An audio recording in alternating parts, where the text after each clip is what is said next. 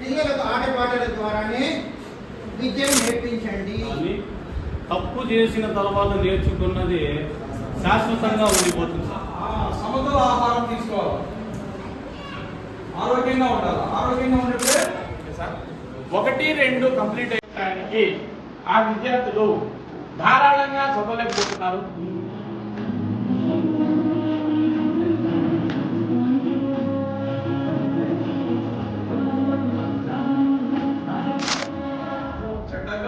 మూడు చేపలు పట్టి తెచ్చను అచ్చయ్య.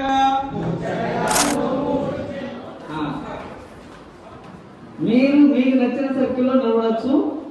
ఇప్పుడు ఏం చేస్తామంటే వీళ్ళలో ఏ నెంబర్ అయితే ఈ విధంగా మేధాభివృద్ధికి సంబంధించినటువంటి గణితానికి సంబంధించినటువంటి కొన్ని అంశాలు మనం పరిగణలోకి తీసుకొని ఆ విద్యార్థులు ఉన్నాయా లేదో మనం తెలుసుకొని ఈ విధానంగా ఈ 4 రకాలైనటువంటి డొమైన్స్ మనము ఫస్ట్, సెకండ్ క్లాస్ కంప్లీట్ అయినానికి ఆ విద్యార్థికి సమగ్రమైనటువంటి అభివృద్ధి చెందడానికి కృషి చేయాల్సినటువంటి అవసరం ఉంది. నెక్స్ట్ 2వ టాపిక్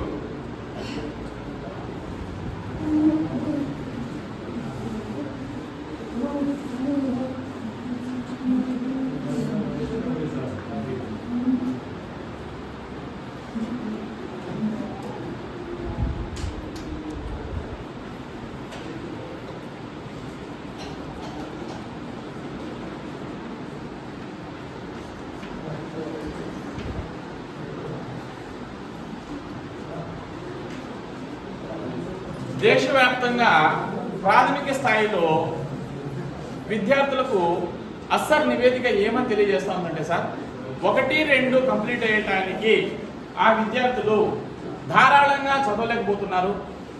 గణితాన్ని కనీస సామర్థ్యంగా చతుర్వేద ప్రక్రియలో నిర్వహించలేకపోతున్నారు అనేటువంటిది ఒక ప్రధానమైనటువంటి సమస్యగా ఆ సమస్యను బయటికి తీసి కేంద్ర ప్రభుత్వానికి అస్సర్ నివేదిక ఇవ్వడం జరిగింది సార్. 100%లో 17% మాత్రమే మన పిల్లలు తెలుగును ధారాళంగా చదువుతున్నారు. అదేవిధంగా గణితాన్ని చతుర్వేద ప్రక్రియలో నిర్వహించడం అనేది జరుగుతాం. ఈ నివేదిక ఆధారంగా మన యొక్క ప్రాథమిక పాఠశాలలో విద్య ఎంత సన్నగిలుతా ఉందనే దానికి ప్రధానమైనటువంటి నిదర్శనం. దీన్ని ఉద్దేశంగా తీసుకునిదే ఈ ఎఫ్ఎల్ఎం. దీంట్లో భాషను చూపిస్తూ మనము గణితాన్ని ఇంగ్లీష్ను బోధించడానికి ఈ ట్రైనింగ్స్ మనకు ఎంతగానో తోడ్పడతాయి. ఈ అస్సర్ నివేదికలో ప్రధానంగా నూతన జాతీయ విద్యార్థులను ఏమి చెప్తామంటే సార్ విద్యార్థులకు 3 రకాలైనటువంటి అంశాలను మనం ప్రాముఖ్యతను ఇవ్వాలి. ఒకటి ఆరోగ్యము,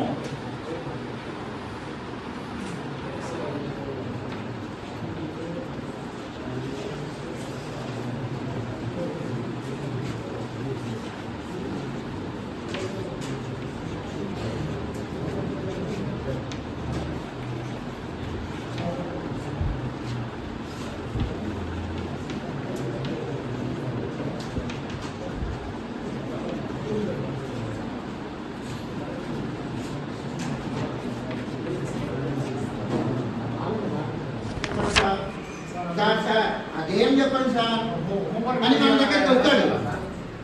నేను ఒక గేమ్ చెప్పేదానికి వస్తాడు మన దగ్గరికి. వాడు నెక్స్ట్ రోజు సార్ చెప్పండి సార్ అనే కాన్సెప్ట్ మనకు వస్తుంది. ఎందుకంటే అది బాగా నచ్చుతుంది వాడికి. వాడు రోడ్లో పోయి గేమ్ నేర్పించామంటే రోడ్లో పోయి వాడు చెప్పుకుంటా పోతాడు, చిన్నగా చెప్పుకుంటా పోతాడు. లేడీ టీచర్లు ఉంటారు, మంచి పాట చెప్పింటారు. వాళ్ళు ఏమంటారు, నెక్స్ట్ రోజు కూర్చోండి మేడం, పాట చెప్పండి మేడం, మళ్ళీ పాఠం చెప్పండి మేడం అంటారు. కాబట్టి వాళ్ళకు ఆ యొక్క శక్తి ఎక్కడ వస్తుందిరా అంటే ఎప్పుడైతే చివరికి శ్రావ్యంగా ఏదో ఒకటి వినిపిస్తుందో, ఎప్పుడైతే వాళ్ళకి మనస్సుకు అతుకుంటుందో దాని నుంచినే వాళ్ళ స్వీయ అభ్యసన అనేది మొదలవుతుంది. కాబట్టి పూర్వ ప్రారంభ విద్యలో ఏం పెట్టారు? పిల్లలకు ఆటపాటల ద్వారానే విద్యను నేర్పించండి.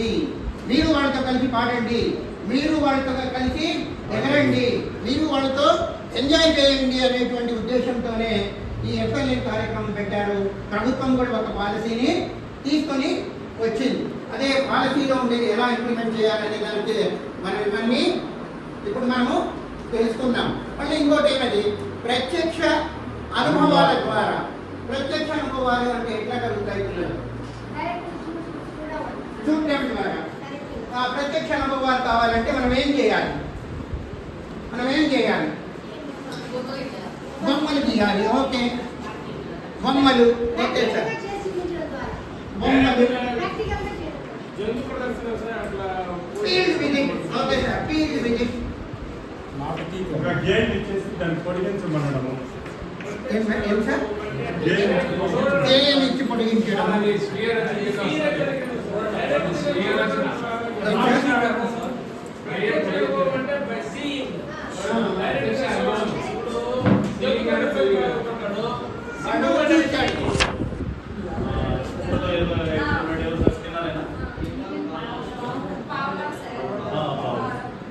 అంటే మేడం చెప్పాలంటే ఇక్కడ చాక్లెట్ పెట్టేసి ఇది నేర్చుకుంటే ఇది ఇస్తాను అంటే పిల్లవాడు దీనికోసమైనా తొందరగా నేర్చుకుంటాడు.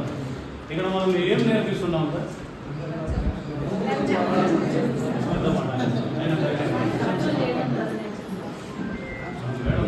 పెద్దమాట అయినా కూడా తప్పులు చేయడం ద్వారా నేర్చుకుంటారు. ఎలా సార్? తప్పులు చేయడం ద్వారా ఎలా తప్పులు నేర్చుకుంటారు?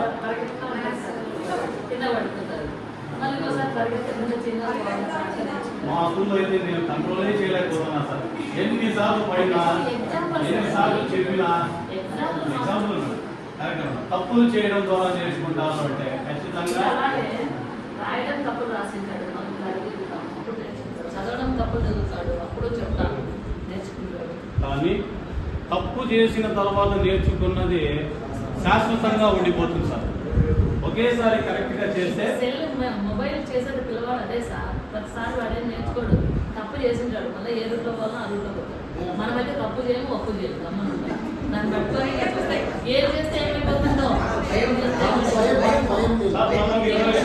పెట్టున్నాను. రైట్ అండ్ ఎర్రర్ మెథడే వాడు చేసేది. దాంతోనే వాడు బాగా చేస్తుందా మనం నేర్చుకోవాలి. నాకు 7th క్లాస్లో జరిగిన ఇన్సిడెంట్ ఇప్పటికీ గుర్తుంది సార్. ఎందుకంటే అప్పుడు నేను చేసిన తప్పు, ఆ తప్పు వల్ల ఒక అమ్మాయి దగ్గర చెంపదెబ్బతున్నాను. క్లాస్లో వేయించా సార్.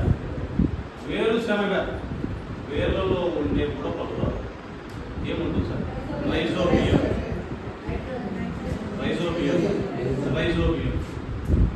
సార్ నేనైతే టాప్స్ కూడా పెట్టాను. ఆ క్వశ్చన్కి ఒకదానికి ఆన్సర్ ఇచ్చాను, పడినాయి. ఆ తర్వాత మీకు ఓడుతున్నాను. ఆ రోజు ఆ తప్పు చేసి కరెక్ట్ చేయడానికి మనం చేస్తాం. అది వాడు తప్పును మనం కరెక్ట్ చేయకుండా అట్లే వదిలేసి ఆ తప్పు అట్లే వెళ్ళిపోతుంది. వాడు చేసింది కరెక్ట్ అవుతుంది. అందుకోసమే సార్ మనము స్కూల్లోనే కాదు సార్, ఇంట్లో కూడా మన పిల్లలు కానీ మన చుట్టుపక్కల ఉండాలి. వాడు చేసిన తప్పని చెప్తేనే సార్ వాడికి తెలుస్తుంది, దాన్ని గుర్తు పెట్టుకుంటారు. తప్పును కరెక్ట్ చేయకపోతే అది ఎప్పటికీ తప్పుగానే ఉంటుంది. వాడు చేసిందే కరెక్ట్ అనుకుంటాడు, అదే ఫాలో అవుతాడు.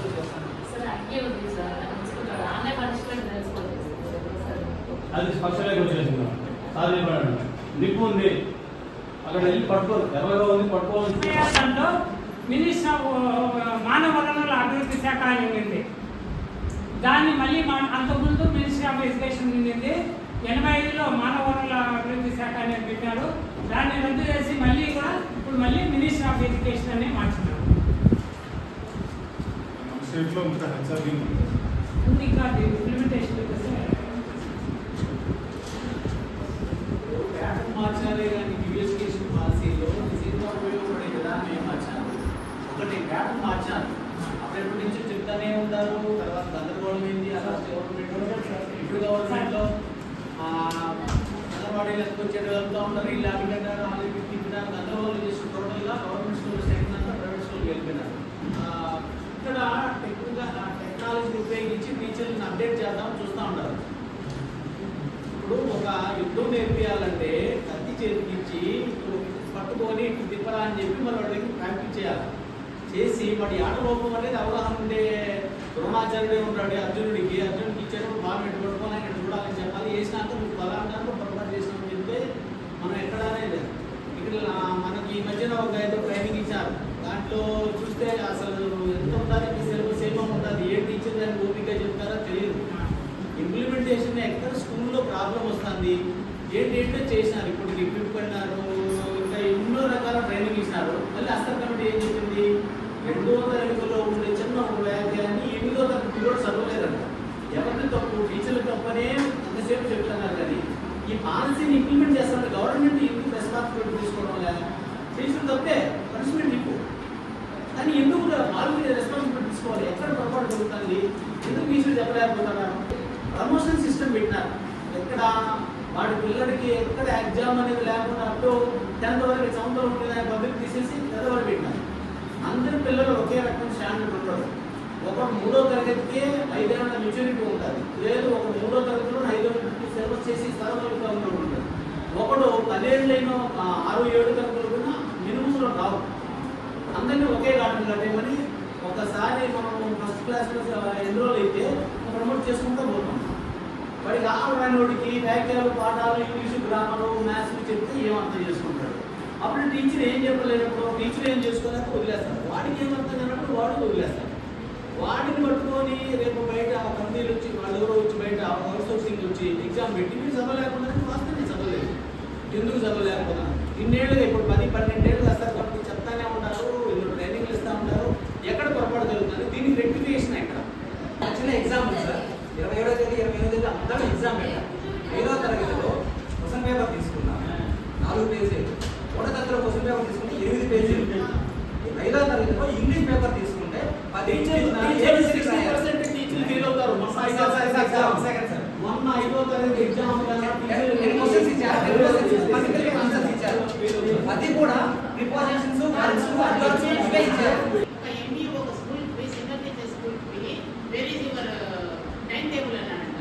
ఏం మాట్లాడాలా?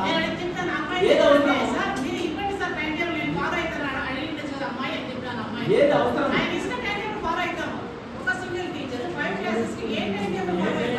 ఇంగ్లీష్ క్వశ్చన్ పేపర్ అందరూ ఎగ్జామ్ పెట్టారు. 10 బిట్లు, 10 మల్టిపుల్ ఆన్సర్ ఇచ్చారు.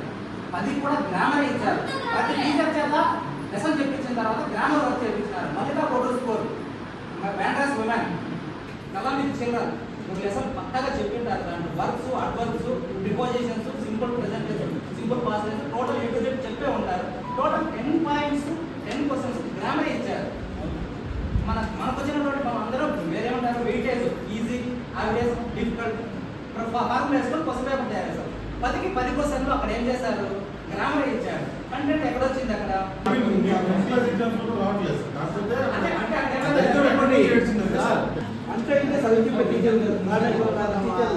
వాళ్ళు ఆర్పిల్గా, టీఆర్పిల్గా, కేఆర్పిల్గా, సిఆర్పిల్గా వేసి 220 రోజులు లాస్ట్ స్కూల్ ఇది పోయా, ఆ స్కూల్లో ఏదో వాళ్ళు మొత్తం కొత్త క్రియేట్ చేయాలి, పోస్ట్ క్రియేట్ చేయాలి. ఎగ్జాంపుల్ ఎంత పోతే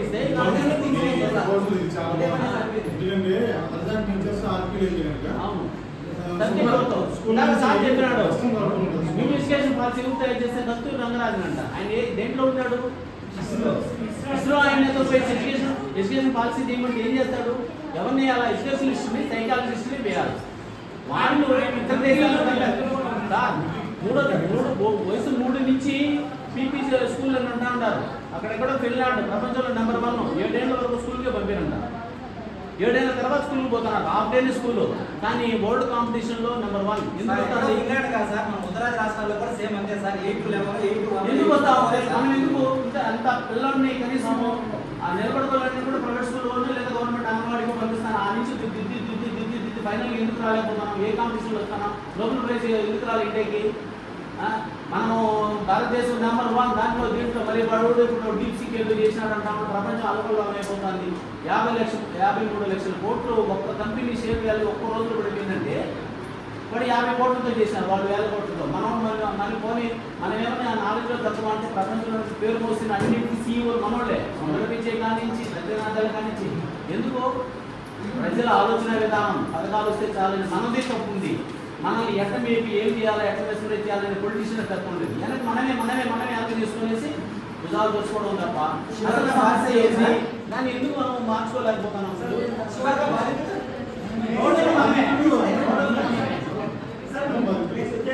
మన బుక్స్ ఇంటర్మీడియట్ వరకు ఉంటే మన బుక్స్ అన్ని కూడా ఐఐటి నీట్ అదే కార్పొరేట్ స్కూల్స్ ప్రైవేట్ స్కూల్తో మన FA1 FA2 FA2 వాళ్ళని సొంత మాత్రమే సార్ మనం ఉంటాయాలా.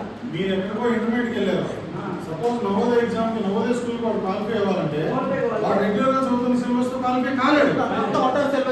కంప్లీట్ గా ఈ వ్యవస్థలో ఒక చక్రంలో ఇరుక్కుపోయినారు సార్. దాన్ని మార్చాలంటే అంత సులభమైన పని కాదు, అంటే కొంత టైం పడుతుంది. ఏదో మంచి వచ్చాడో వచ్చే విద్యా సంవత్సరానికి ప్రతి పంచాయతీలోనూ మోడల్ ప్రవేశిస్తాం వస్తుంది.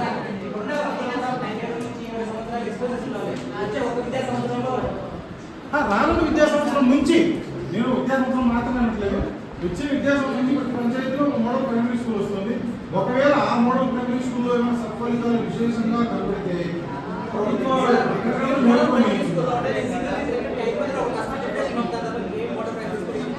లేదు సార్, అది స్ట్రిక్ట్ గా ఫాలో చేస్తారు. ఎందుకంటే ప్రాసెస్ అయితే ఒకటి టీచింగ్ సైడ్ ఉండాలా, పిల్లలని టీచర్కి వాడితే అభ్యసన సామర్థ్యం అటువంటి అవసరమైతే ఒక సంవత్సరం కాకుండా ప్రమోషన్ సిస్టమ్ ఉన్నప్పుడు టీచర్ ఏం చేయాలి, ప్రమోట్ చేస్తాడు. వాడి మినిమం బేస్ లేనప్పుడు చదవలేడు. ప్రమోట్ చేసిన రిజల్ట్లో వాడు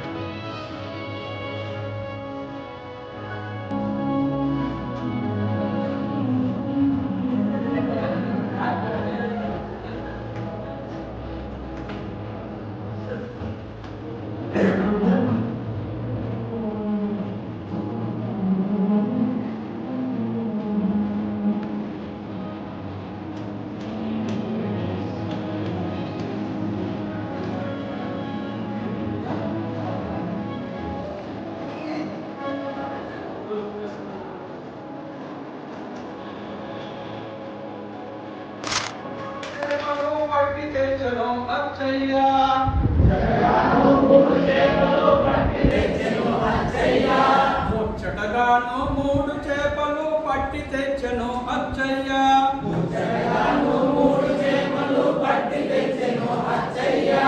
వండి పెట్టమని భార్యకు ఇచ్చి పనికి వెళ్ళను అచ్చయ్య.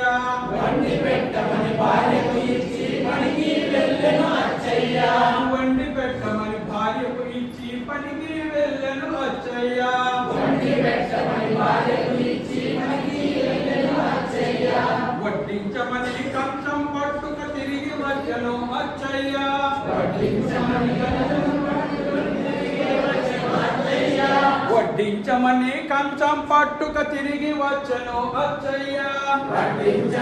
కంచం పట్టుక తిరిగి వచ్చను అచ్చయ్య. ఒక్క చేపనే వేయక భార్య అక్షర వందెను అచ్చయ్య. ఒక్క చేపనే వేయక భార్య అక్షర వందెను అచ్చయ్య.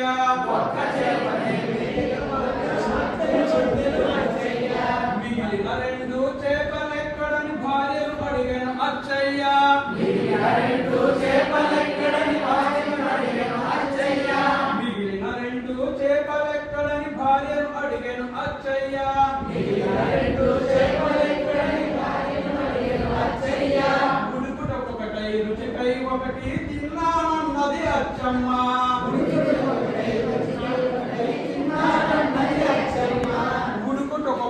రుచికై ఒకటి తిన్నానన్నది అచ్చమ్మ.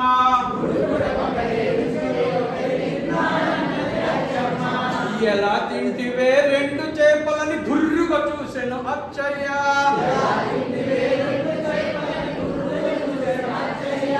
ఎలా తింటివే రెండు చేపలని గుర్రుగా చూసెను అచ్చయ్య.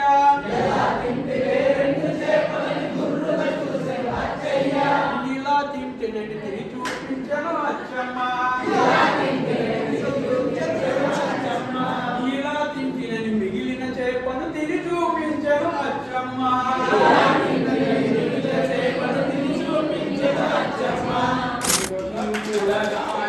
నిన్ను చూడగానే నోరూరు Chundu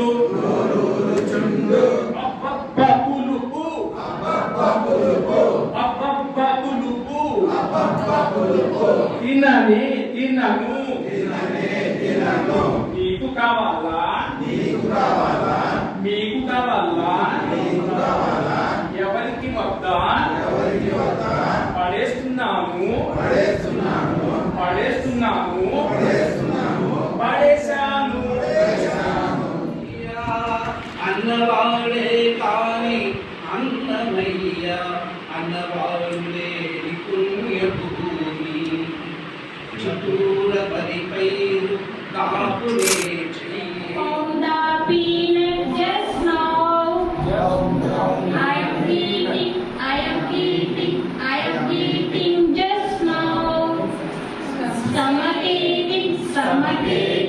Summertating just now. Kaladata just now.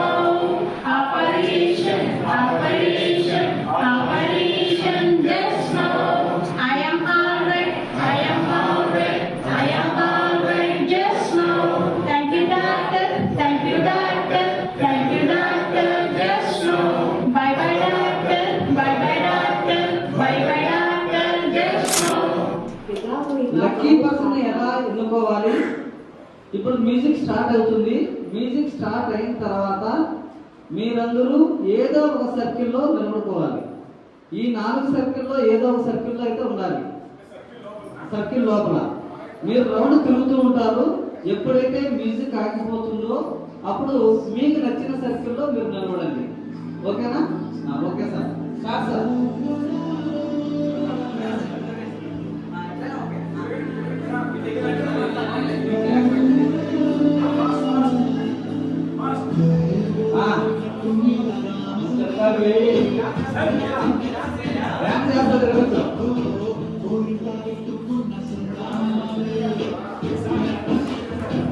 కొంచెం స్పీడ్గా జరగదు సార్. అది కాదు.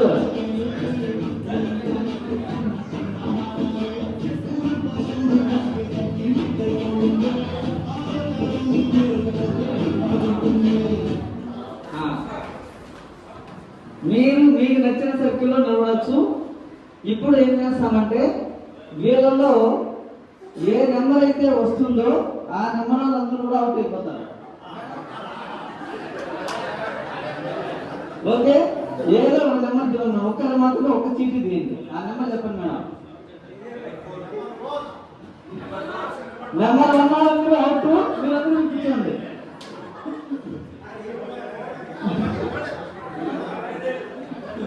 సార్ మళ్ళీ సర్కిల్. సార్ ఇప్పుడు సాంగ్ స్టార్ట్ చేయండి.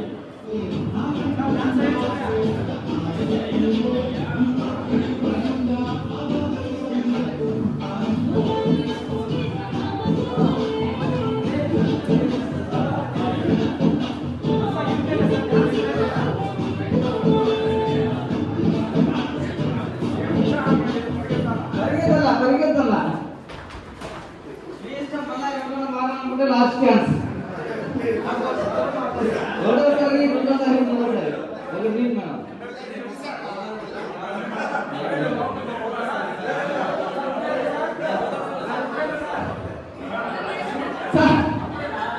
మళ్ళీ ఒకటే నెంబర్ వచ్చింది. రా లక్కీ పర్సన్ దిగుడికి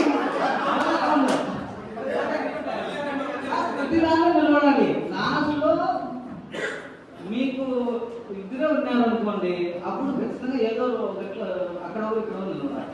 ఓకేనా? మీరు అందరూ ఒకటే సర్కిల్ నిలబడితే అప్పుడు కానీ కష్టం కదా. సో 4 సర్కిల్ కవర్ చేయండి.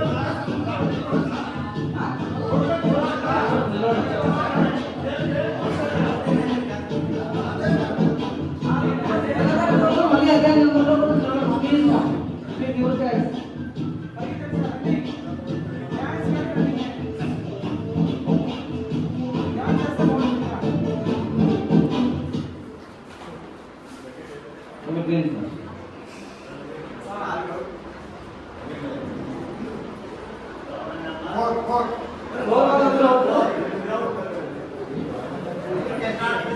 next music start.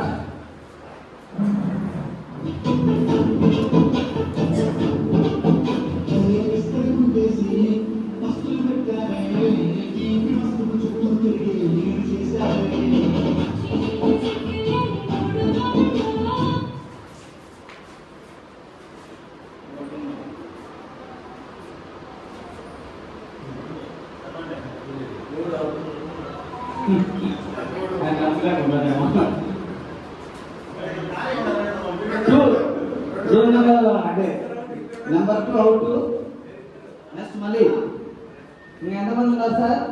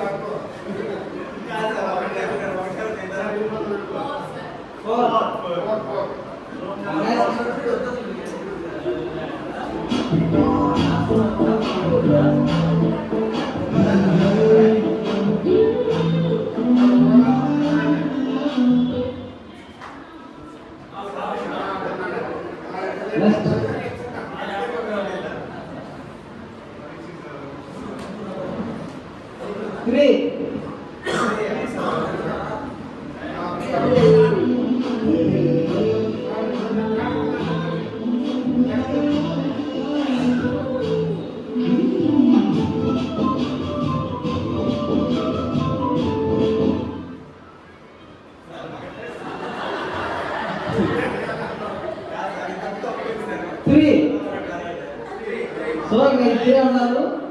ఇద్దరిలో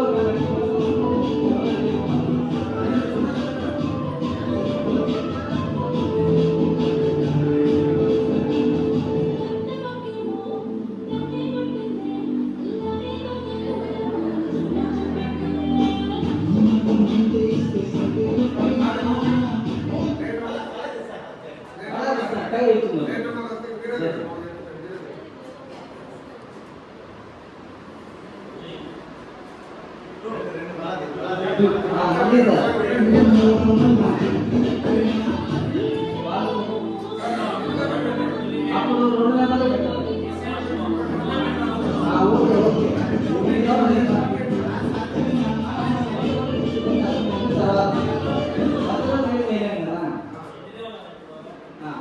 ఓకే సార్,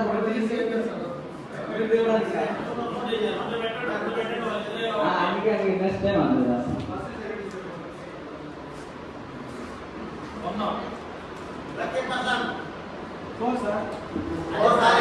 ఓకే, ఈసారి మీకు ఏంటంటే 1, 2 నెంబర్లు మాత్రమే పెడతాము. ఆ 2 నెంబర్లు నిలబడాలి. ఓకేనా?